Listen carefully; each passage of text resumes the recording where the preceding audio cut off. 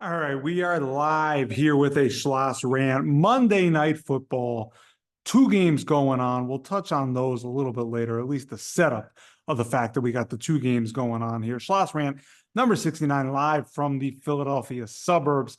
It's about 8:40 p.m. on a beautiful, beautiful Monday night, a little bit colder, a little bit more fall-like temperatures. But I come on to the podcast here because we're not going to discuss the weather. No, no, no. We are going to discuss a little bit of some of the weekend events, and we're going to discuss the Giants' big win, of course, and Malik Neighbors with an absolutely dominant performance. Of course, we got the dogs here in the background, Mello and Sammy, trying to just make this podcast recording a little bit more difficult, but we'll work. We'll continue to rock. We'll continue to roll. We'll continue to give you the hard-hitting analysis that you, of course, come to the SchlossRant podcast for, as Mello continues to chime in. So Saturday, I made my way into New York City. It had been my first time in New York City in quite some time, and I was there for a Met game. Now, I'm a Yankee fan. I haven't been to a Yankee game this season.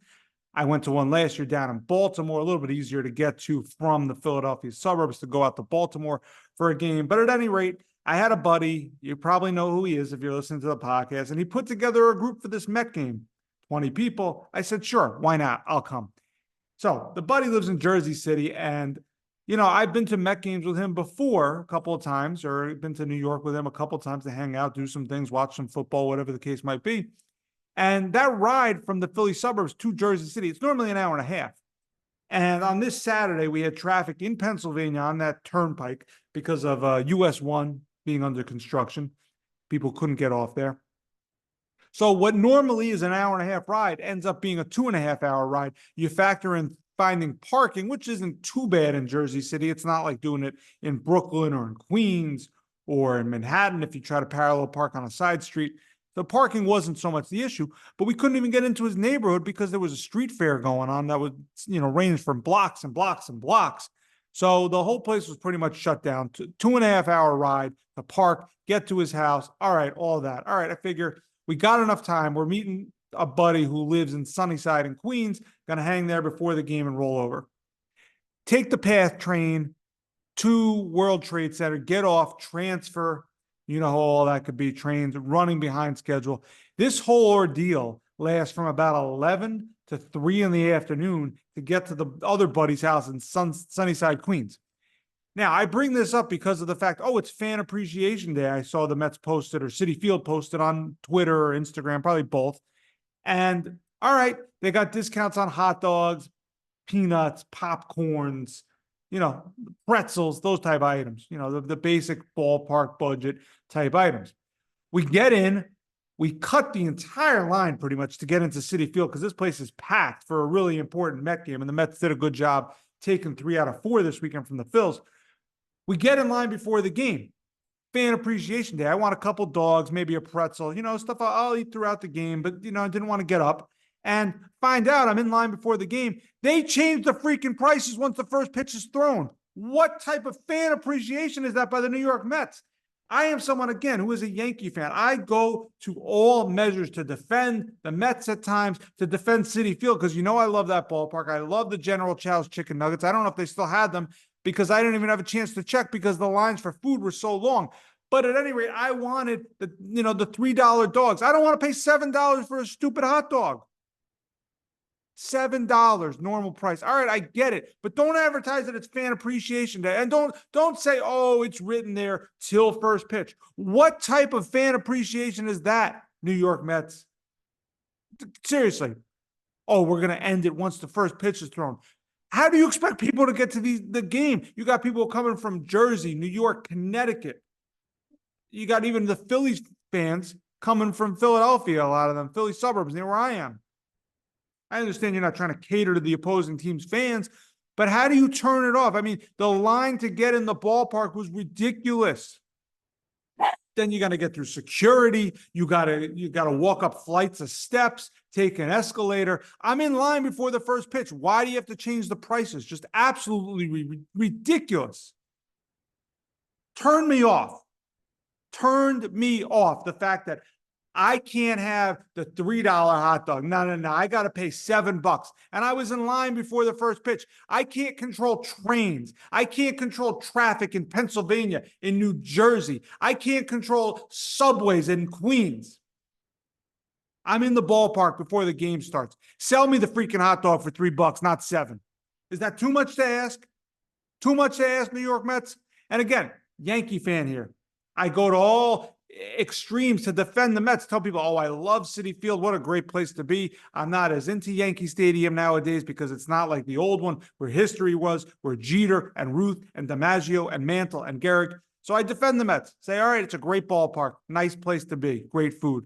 And then you pull a stunt like that. Oh, fan appreciation. Yeah, but only till the first purchase storm. Nonsense. Nonsense. Nonsense. You should be better than that. I mean, how much more money do these teams need to have? And I can't even complain about the ticket price because the buddy that put it together, we got him for $24. He had 4 extra seats. You know how much he sold them for? $65 a pop. Try to pop my lips there. $65 a pop, what he sold them for. So you Met fans, you wanted to be in the ballpark, and your team showed you that they don't give a rat's rear end about you because they can't even honor hot dog prices during the game. Can't sell it to you for $3. Nah, got to be $7. Got to be $7. We got to have every last nickel and dime. Now, the Mets looked impressive in that game. I mean, they had a little bit of everything. Luis Angel Acuna, that kid's going to be a stud. Roped a home run, hit a double. He's a stud. Nimmo, the bat, woke up a little bit there. Great performance by Manaea, going over 7 innings. Great job by him. And this is Saturday's game, and I know it's Monday night. Some of you might not be listening to this till Tuesday.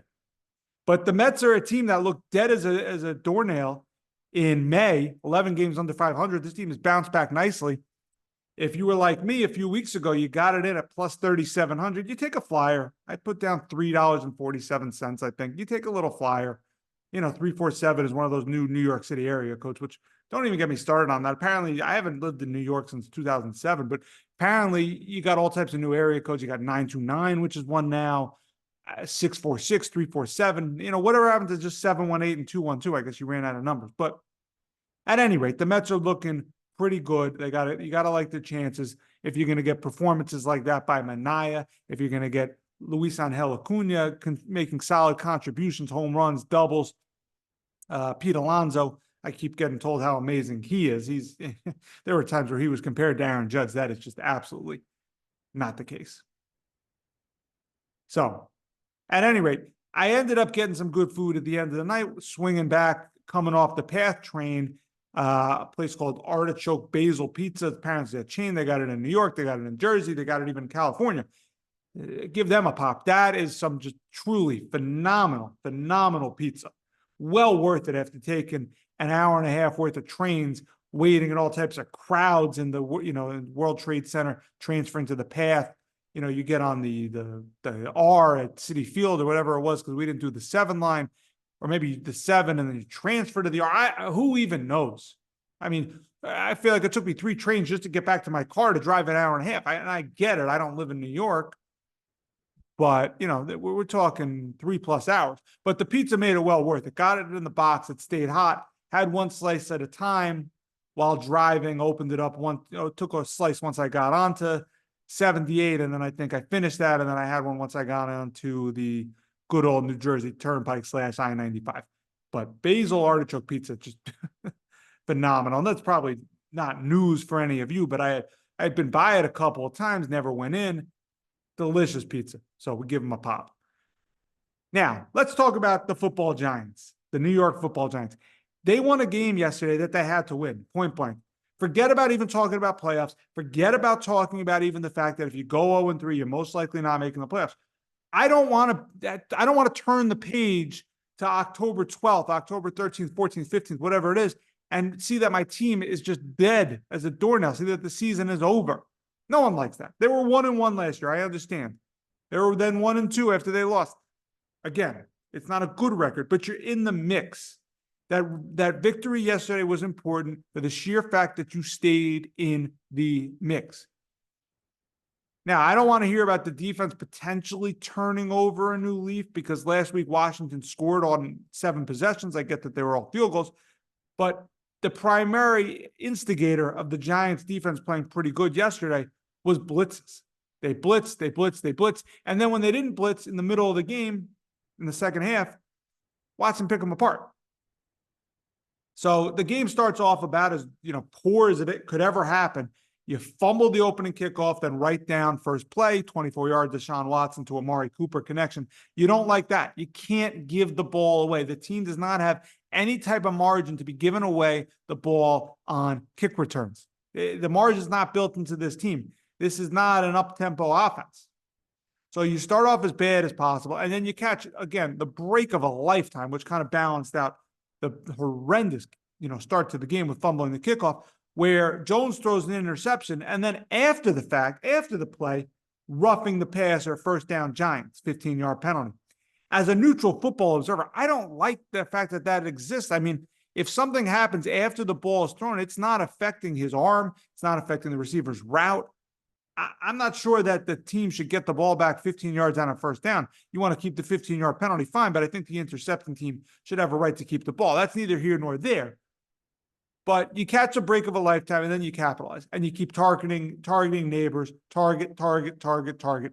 Neighbors showed you, and again, this is probably a lazy comparison, especially considering the fact they were playing the Browns, but he showed you, some similarities to Odell Beckham in terms of body control, being able to get the feet down, and, being a pretty reliable target after he dropped a big pass last week against Washington.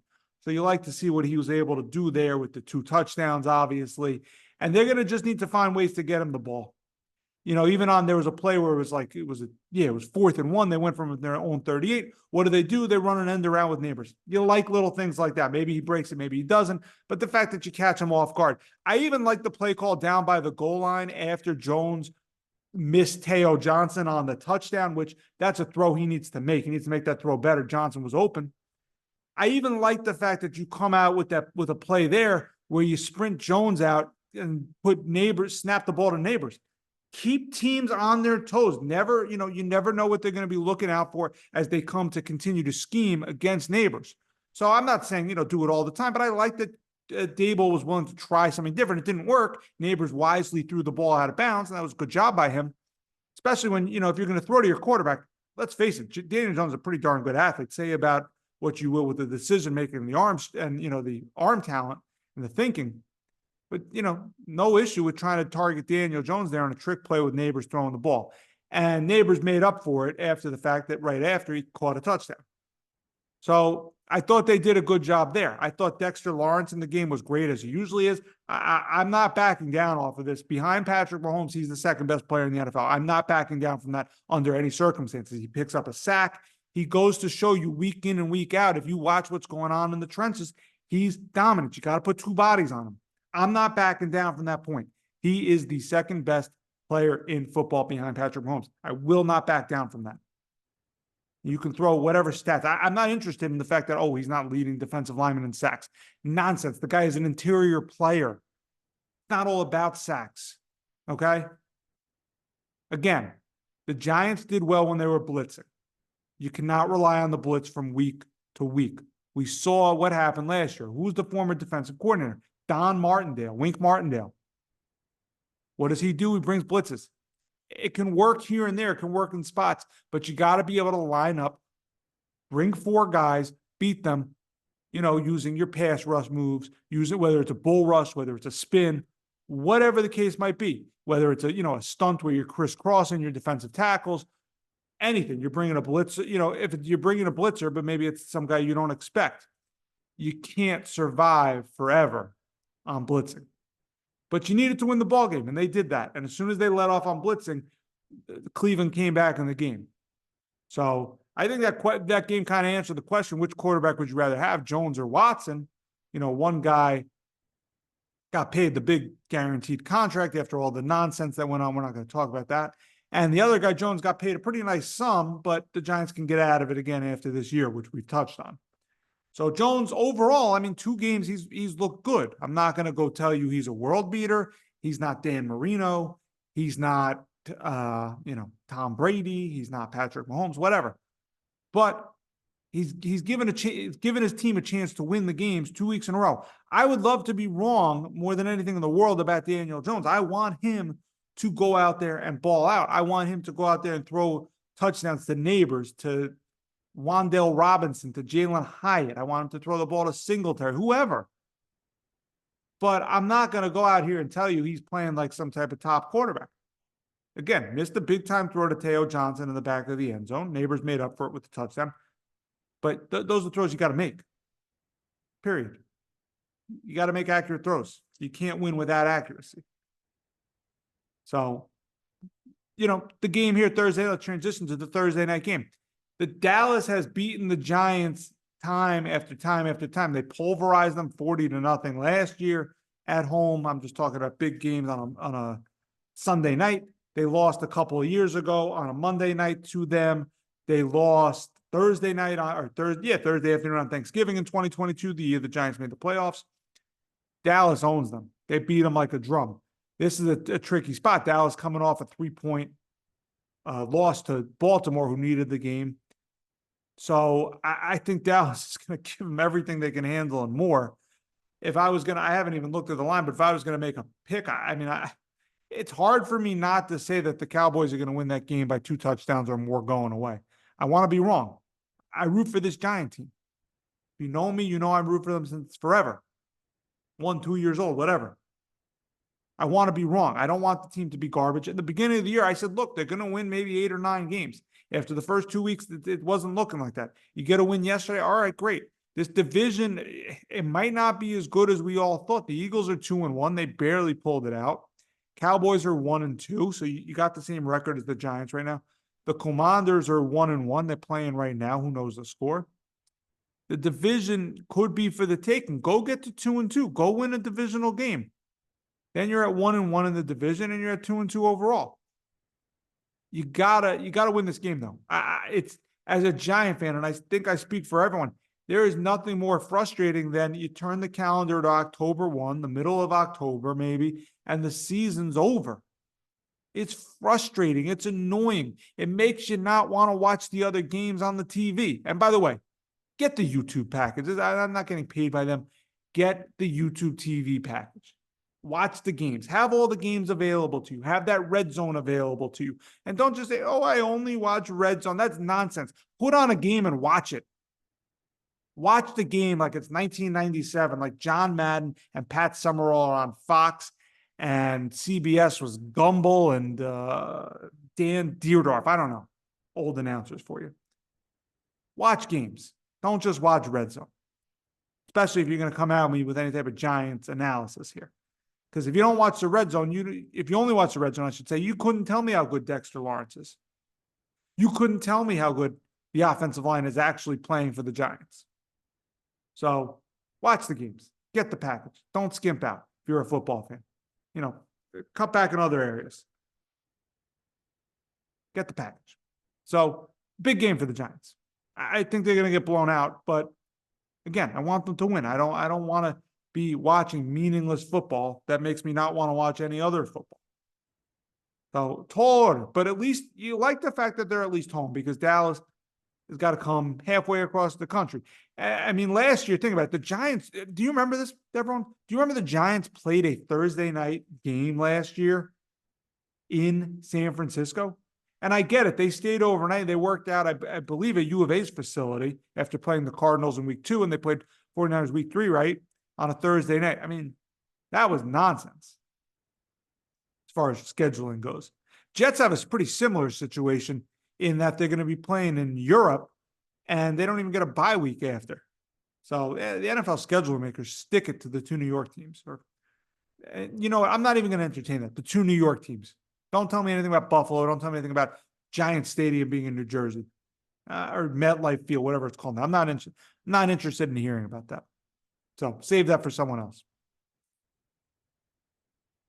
All right. Giants win. Definitely not a bad thing. Not a bad thing at all. Neighbors look great. Dexter Lawrence looked great. Jones has looked presentable, we'll call it, for the past 2 weeks. And my absolute disaster, somewhat disaster, with the Met game on Saturday. Mets, don't be so cheap. Fan appreciation Don't just make it fan appreciation before the game. Yankees postseason. Let's talk about that for a second before we go. Yankees are going to be able to win this division. There's no doubt about that. The question is, it's pretty simple. You want to win a World Series? Aaron Judge has got to get big hits. He's got to have his 2009 Alex Rodriguez postseason. He's got to hit, the clutch hits. You can hit 55 home runs. You can hit 330 in the regular season. You can have a 1,200 OPS. But come postseason time, if your stat line for the postseason looks something like 3 for 27 with 21 strikeouts, I don't care if you walk 10 times on top of that, it's not good enough. It's not going to cut it. And quite frankly, the way I see this playing out, it's unavoidable. They're going to be playing the Houston Astros at some point. And it's going to bother me like all heck. And I've said this before. If this team gets knocked out by the Houston Astros again, 15, 17, 19, 22, not happening in 24. Go beat the Houston Astros if you play them. This is the New York Yankees we're talking about. This is DiMaggio, Ruth, Garrett, Mantle, Jeter, Berra. Go beat the Houston Astros. I understand most of the team is not there outside of Aaron Judge from the team that got screwed over in 2017 by their ridiculous cheating and banging the trash can. But as far as the Yankee fan, no, that's fresh in our mind. We still want blood. And you weren't able to get over them in 22 when Houston went on to then win the World Series. So, no. Go beat them. I mean, if you think about who's knocked the Yankees out in the playoffs, 22, Houston. 23, they missed it, obviously, but 22, Houston. 21 in the wild card game, Boston. 20, Tampa. So you're talking about division rivals plus Houston. 19, Astros, like I mentioned. 18, Red Sox. 17, Astros. 16, you missed the playoffs. 15, Astros. So your division rivals, primarily the Red Sox, and your American League rival, the Houston Astros, they've knocked you out of the playoffs. At a certain point, you got to get by them. And if you end up playing Baltimore at some point, don't let them take you out either. I think that goes without saying as the dogs continue to get involved in the podcast here. But you've got some dragon slaying to do with the Yankees because you're going to probably play Houston at some point and you got to beat them. It's not acceptable to lose to the Houston Astros anymore. Yankee fans are sick and tired of it. Again, 15, 17, 19, 22. I'm not doing this anymore. I'm not losing to this stupid team. And you can, if you know me, you can push back and say, oh, Schloss, you're not as into the Yankees. You're not as into baseball. Come October, come postseason time, you better believe I'm going to be watching every pitch. I'm not going to miss an inning. I'm not going to miss a pitch. I'm not going to miss an at-bat. I don't care if that means I take the phone outside with me and walk the dogs. I mean, a certain little sports talk radio host that I listen to on the daily might have an issue with that. He tore me apart for playing golf while watching the Knicks game on my phone. But I'm not missing anything. This is Yankee postseason baseball. I don't play around when it comes to that. I could recite this stuff about the Yankees. I'll give you anything you want to hear about the Yankees. I know it all. I know it all about the New York Yankees. Jeter, Pettit, Bernie, Posada, Joe Girardi, the big triple, 96, Game 6, the World Series. I know it all about the Yankees. You want to say, oh, you only know about, when you were alive watching them. No, I could break down Reggie Jackson 3-home run game. I can break down stuff from the 50s, from the 60s. I can break down the loss to the, 1960, the loss to the Pirates in the World Series. I can break down 77, 78. I can break down the loss 81 to the Dodgers. I know it all. I know everything about the Yankees. All right. So I don't got to watch as much during the regular season. I'm checking. I follow. I know what the hitters are doing. I know Gleyber Torres is excelling in that leadoff role. I know it all. So Yankees got to get it done. As I bring this all up to say this. SchlossRant live, Philly Suburbs. Big game for the G-Men on Thursday. We'll see you later, everybody.